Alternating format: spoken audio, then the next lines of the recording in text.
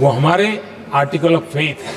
और इसलिए हमने सरकार की योजनाएं भी बिना भेदभाव को चलाने की दिशा में काम किया है। और संविधान हमें भेदभाव की अनुमति नहीं देता है। और इसलिए हमने आगे चल करके कहा है सैचुरेशन, जिसके लिए जो योजना बनी है उसका लाभ उन लाभार्थी को 100% लाभार्थी को मिलना चाहिए। ये सैचुरेशन अगर सच्चा सेकुलरिज्म को है ना, तो ये सैचुरेशन में है।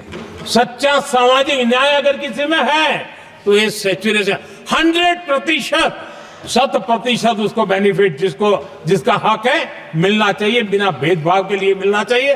तो ये भाव लेकर के हम सच्चे सेकुलरिज्म को और सच्चे सामाजिक न्याय को लेकर के जी रहे हैं। आदरणीय सभापति जी, संविधान की हमारे एक और स्पिरिट भी है और हमारे देश को दिशा देने का माध्यम, देश को का चालक बल के रूप में राजनीति केंद्र में रहती है। आने वाले दशकों में हमारा लोकतंत्र, हमारी राजनीति की दिशा क्या होनी चाहिए, आज हमें मंथन करना चाहिए। आदरणीय सभापति जी, कुछ दलों की राजनीतिक स्वार्थ और सत्ता का भाव, मैं जरा उनसे पूछना चाहता हूं, क्या वे कभी अपने आप को, और मैं सभी दलों के लिए कह रहा हूं, उधर और इधर ये मेरा विषय नहीं है, ये मेरे मन के विचार है जो मैं इस सदन के सामने रखना चाहता हूं कि इस देश में योग्य नेतृत्व का अवसर मिलना चाहिए नहीं।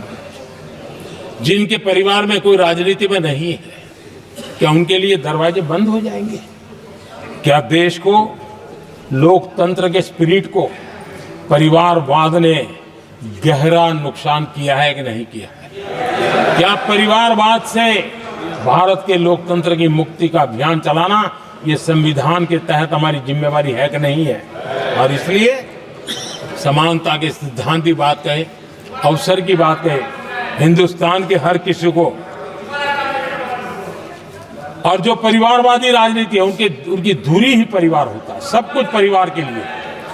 देश को, देश के नौजवानों को आकर्षित करने के लिए, लोकतंत्र को मजबूत बनाने के लिए और देश के युवाओं को आगे आने के लिए हम सभी राजनीतिक दलों ने प्रयास करना चाहिए। सभी राजनीतिक दलों ने, जिनकी पार्श्वभूमि में राजनीतिक परिवार नहीं है, ऐसे फ्रेश ब्लड को लाने के लिए प्रयास करना, ये मैं मानता हूं कि देश की लोकतंत्र की, और इसीलिए मैंने लाल किले से कहा है कि मेरा एक विषय लेके मैं लगातार बोल रहा हूं, बोलता रहूंगा।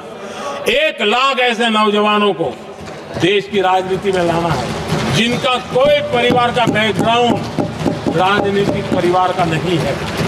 और इसलिए देश को एक फ्रेश एयर की जरूरत है, देश को नई ऊर्जा की जरूरत है, देश को नए संकल्प और सपने लेकर के आने वाले युवकों की जरूरत है।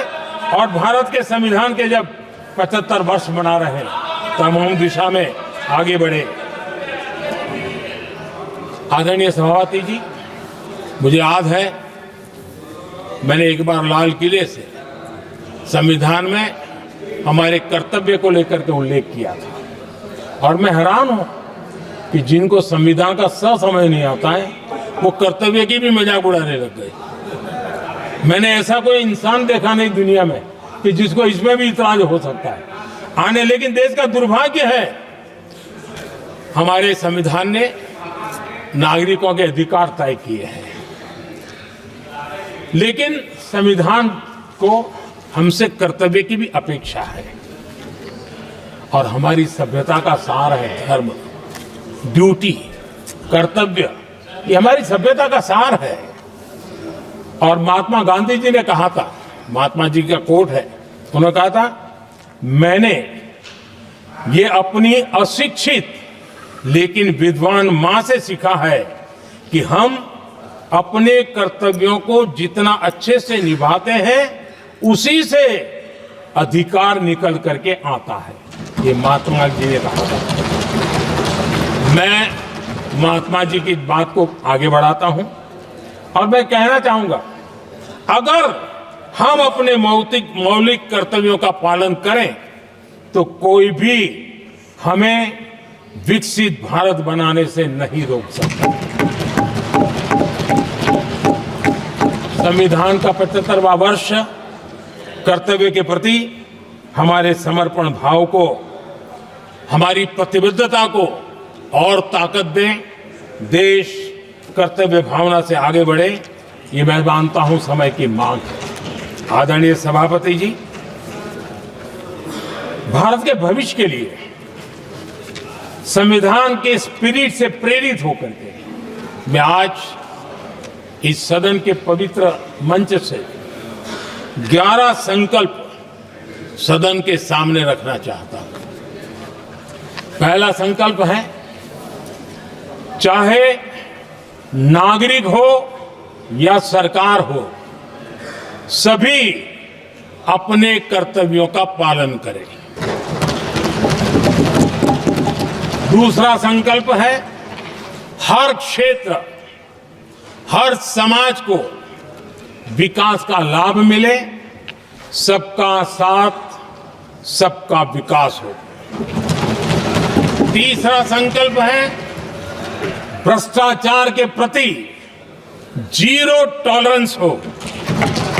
भ्रष्टाचारी की सामाजिक स्वीकार्यता न हो। भ्रष्टाचारी की सामाजिक स्वीकार्यता न हो।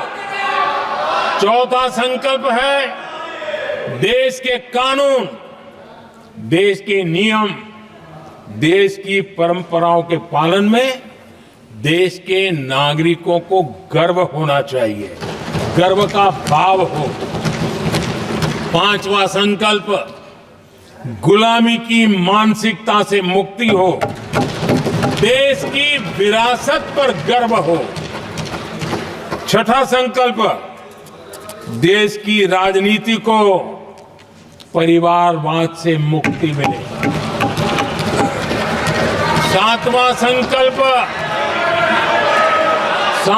संकल्प, संविधान का सम्मान हो।